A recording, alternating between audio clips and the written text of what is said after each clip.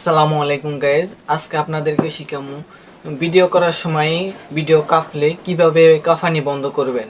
যাদের CapCut premium version লাগবে তারা আমার এই ভিডিওতে কমেন্ট করবেন, অবশ্যই চ্যানেলটা সাবস্ক্রাইব করবেন।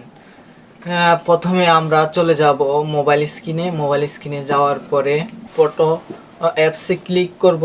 অ্যাপসে ক্লিক করার পরে আপনার যে ভিডিওটা কাঁপানি বন্ধ করবেন সেই ভিডিওটাতে ক্লিক করুন। ক্লিক করার পরে ভিডিওটা চলবে, নিচে দেখতে পারবেন এডিটে ক্লিক করেন। এডিটে ক্লিক করলে দেখবেন বাম সাইডে স্টাবলিশ অপশনে ক্লিক করুন।